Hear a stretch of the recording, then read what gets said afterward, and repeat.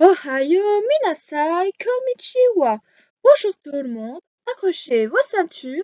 Ici, nous sommes sur la planète Manga.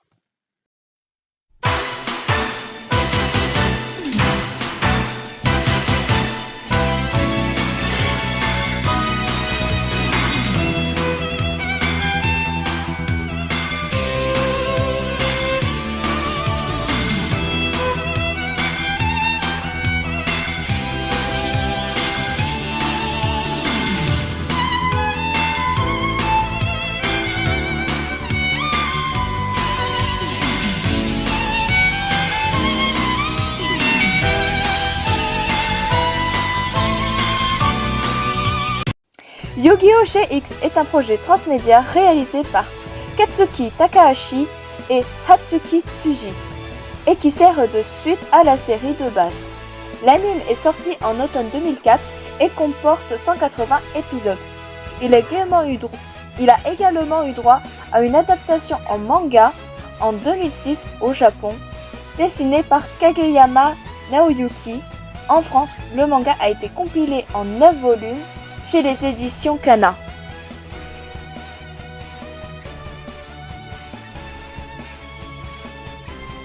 Alors, avant de commencer, je vais clarifier une chose, c'est que l'anime Yu-Gi-Oh! Je ne le regarde qu'en japonais. Voilà, je ne le regarde absolument pas en français, car les dialogues et tout est ultra censuré. Donc c'est pour ça qu'à chaque vidéo Yu-Gi-Oh! Je dirai les noms des personnages en japonais et non en français. Voilà. Mais je mettrai une photo à chaque fois pour que vous resituez bien comme il faut le personnage. Mais voilà, je ne dirai les noms des personnages que en japonais. Alors, Yu-Gi-Oh! GX se déroule 20 ans après les événements de la série originale Yu-Gi-Oh! L'histoire suit Jodei Yuki à la Duel Academy, une école fondée par Seto Kaiba pour enseigner aux jeunes duellistes le jeu duel de monstres.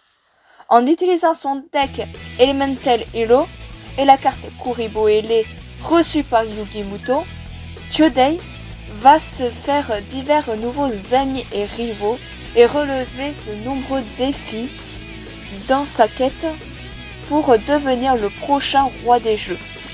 À la Duel Academy, les étudiants sont répartis en fonction de leurs résultats aux examens. Les meilleurs sont les bleus obélisques, les moyens les jaunes rats et les duellistes les plus nazes sont les rouges Slifer, dans lequel se trouve notre héros Jodei. Alors ce classement est fait entre guillemets par, on va dire, le narcissisme de Kaiba entre guillemets, car les plus nuls étant les rouges Slifer, vu que on va dire que Seto ne peut pas trop blairer Yugi.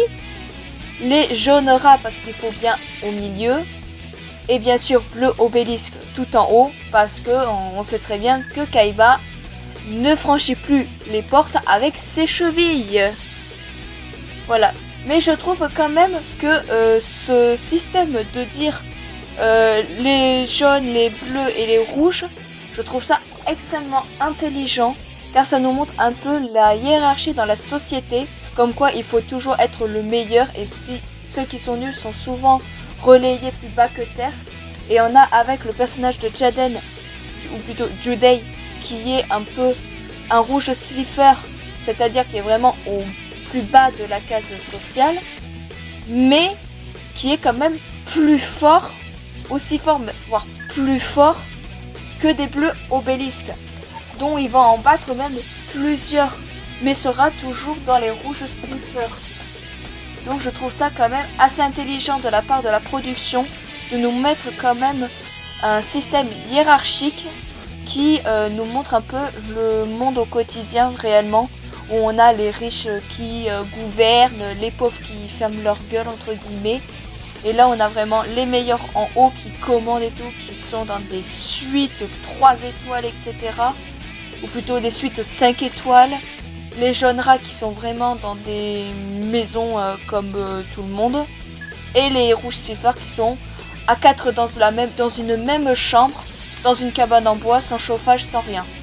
et je trouve ça très intelligent, cette critique de la société, comme savait déjà le faire la série de base avec le personnage de Seto Kaiba.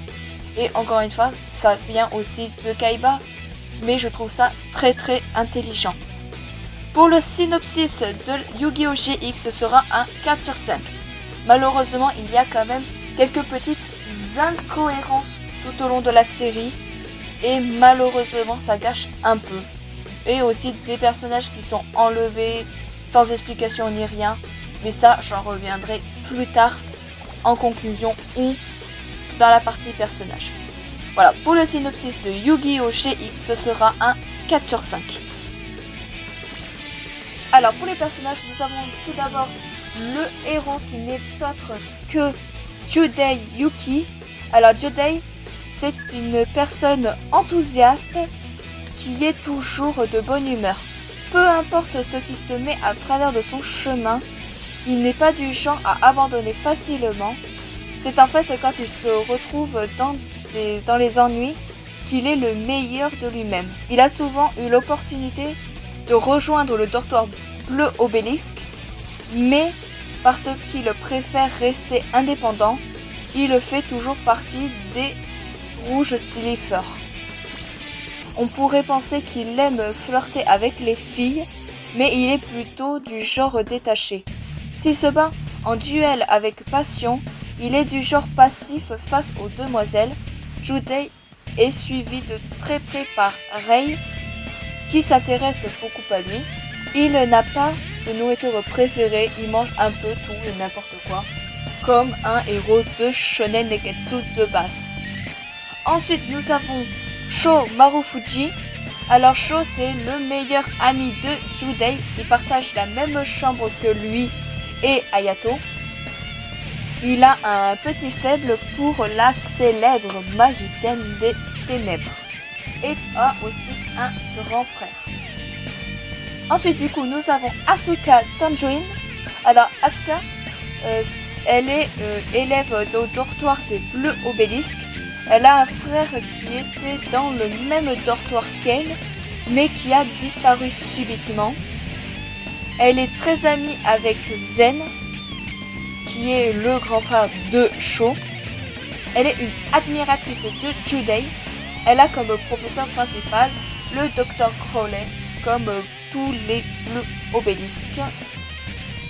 Et franchement, faut pas avoir bac plus 5 pour comprendre qu'elle est en kiff sur Judei, mais bon. Ensuite, nous avons Jun Manjome. Alors, Jun Manjome, il est issu d'une grande famille très riche. C'est un bleu obélisque. Un jour, il défie Judei, mais perd contre celui-ci et décida de quitter la Duel Academy.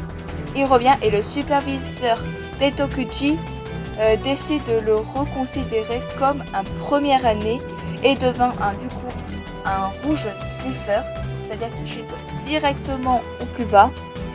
Jun possède encore une haine profonde envers Judei, mais ils sont quand même amis, c'est-à-dire amis et rivaux. Et pour finir, pour pas spoiler non plus beaucoup les persos, nous avons Edo Phoenix. Son but est de retrouver son père disparu à l'aide de Takuma Sayu et avec l'aide d'un jeu basé sur les héros de la destinée.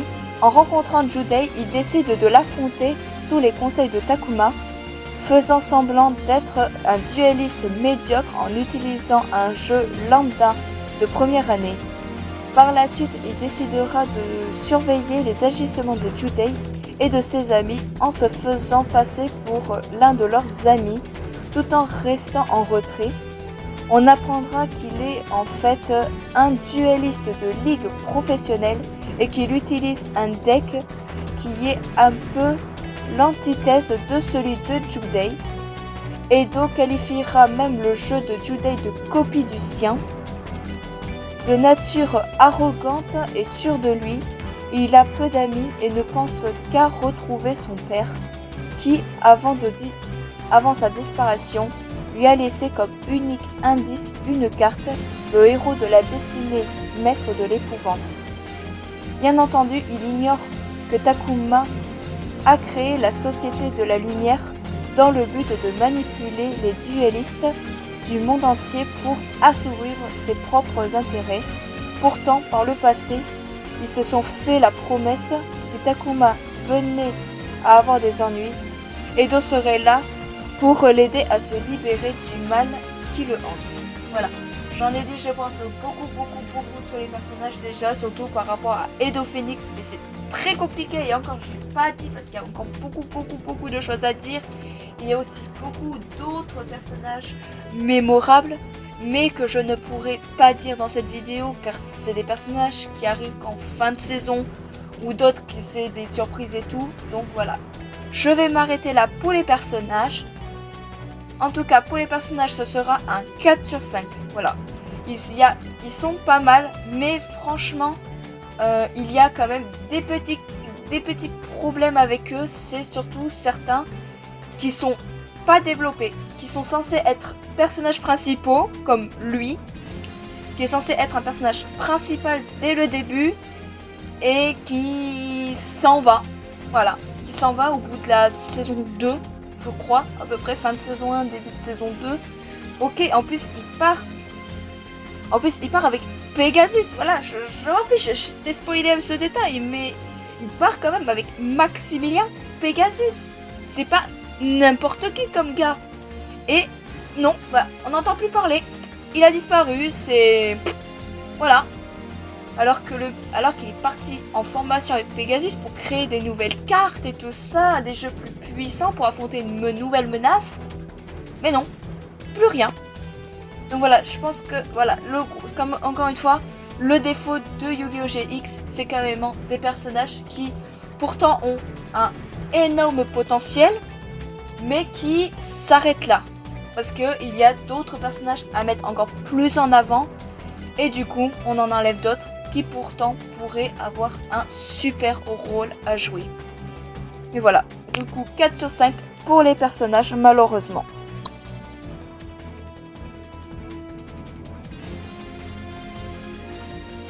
Alors, pour l'animation, on reste quand même dans une animation assez classique, mais qui fait quand même le taf. On peut même voir une nette amélioration entre la première et la dernière saison, et même avec la série de base. Les séries Yu-Gi-Oh! Sont quand même de mieux en mieux animées avec le temps, et ça fait vraiment plaisir. Pour l'animation de Yu-Gi-Oh! GX, ce sera un 3,5 sur 5. C'est pas non plus une animation exceptionnelle, on reste quand même sur une animation assez enfantine et tout. Et malheureusement, ça gâche un peu le truc. Mais ça s'améliore quand même beaucoup. Surtout la dernière saison est beaucoup plus belle. Si franchement toute la série avait eu l'animation de la dernière saison, franchement j'aurais donné un 4,5. Mais voilà, ça perd un point juste à cause de ça. Pour l'animation, ça sera un 3,5 sur 5.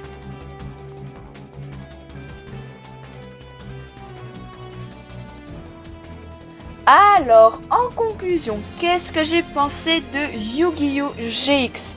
Eh bien, j'ai vraiment bien aimé Yu-Gi-Oh! GX. Bien que cette série soit loin d'être dans mon top des séries Yu-Gi-Oh! Malheureusement, les points faibles de cette série sont les incohérences et les abandons de certains personnages au profit d'autres. Car oui, Yu-Gi-Oh! GX possède énormément de personnages, car l'histoire se passant dans une école, il y a beaucoup d'élèves. Et c'est ça, malheureusement, le point faible de la série. Il y a tellement de personnages qu'il est difficile de tous les développer ou les inclure dans l'histoire.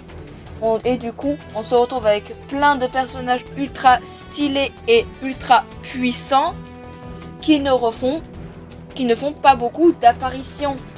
Et ou qui se font facilement battre parce qu'il faut faire avancer le scénario. Et ça, c'est vraiment dommage. Et encore une fois, je reprends encore l'exemple justement de Charlie, voilà, Charlie en VF, qui lui a été complètement supprimé de la série. Alors que, quand même, je le répète encore une fois, mais le mec part avec Maximilien Pegasus. c'est pas n'importe qui dans l'univers de Yu-Gi-Oh! Et alors pourquoi on n'entend plus parler de lui? C'est comme Seto Kaiba, il fait que 2 apparitions et c'est tout. Alors que, bordel, c'est Seto Kaiba. C'est quand même Seto fucking Kaiba.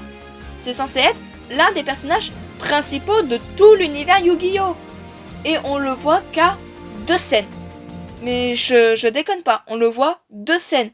Alors que l'école qu'il a fondée est en danger, le mec ne bouge pas. J'ai envie de dire, le mec il aurait bougé, il aurait invoqué son obélisque tourmenteur, c'était plié. Après, je peux comprendre le choix de ne pas faire intervenir Kaiba, c'est, je pense, pour faire bouger la nouvelle génération et que ce soit eux qui prennent la relève. Mais je trouve ça quand même bizarre que Kaiba n'avait pas un rôle plus important que ça. Surtout dans l'arc avec les lumières blanches. Voilà, j'essaie de pas trop spoil. Mais dans l'arc des lumières blanches, l'école court un énorme danger. Kaiba ne bouge pas. Il est là en face, il rigole, il ne bouge pas. Après, on voit plus tard qu'il a fait quelque chose effectivement, mais il a fait quelque chose dans l'ombre. Il a rien fait de visible, et c'est vraiment dommage. Et comme le personnage de Yugi, on le voit 2 fois dans la série, même 3 fois si on compte vraiment le dernier épisode, et c'est tout. Alors que c'est Yugi Muto, c'est quand même Yugi Muto. On parle pas de n'importe qui.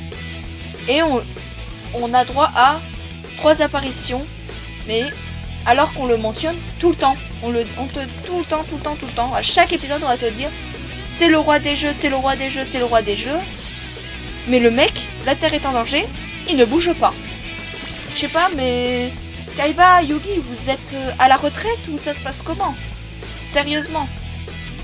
Et aussi une autre petite incohérence que je trouve dans Yu-Gi-Oh! GX, c'est que à un moment, on a un épisode où on a une exposition du deck de Yugi Muto. À quel moment Yugi donne son deck? Non mais je suis sérieuse, à quel moment Yugi va donner ses cartes en expo? Je sais pas, mais il dit tout.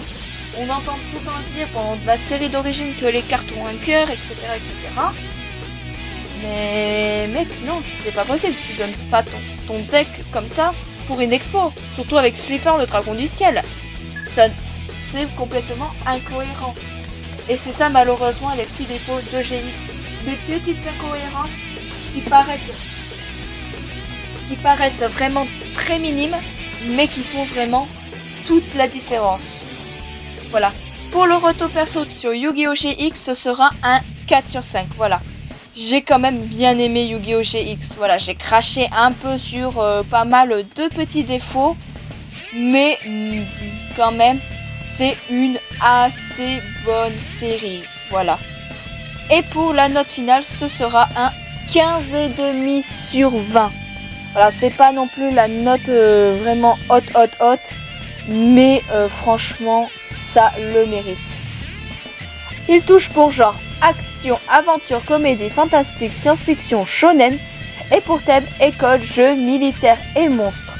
Et je trouve quand même qu'elle sert assez bien de bonne suite, comparée aux autres séries qui ne sont pas du tout des vraies suites entre guillemets. Ce que je veux dire par là, c'est que après 5D, Zexal, Arc-V et tout ça, ce ne sont pas réellement des suites, c'est plus des univers alternatifs. Et encore plus Arc-V. Et ça, j'en garde un peu pour les vidéos animées toilées qui seront réservées à ces séries-là. Voilà. Sur ce, moi je vous dis à la prochaine. N'hésitez pas à vous abonner, le pouce bleu et un petit commentaire. Activez la cloche des notifications. Vous pouvez me suivre sur Insta, TikTok qui est vraiment en ce moment actif. Et voilà. Et aussi Discord. Et moi je vous dis à la prochaine pour de nouvelles vidéos. C'était Kuléa de Planète Manga. Jana. le vieux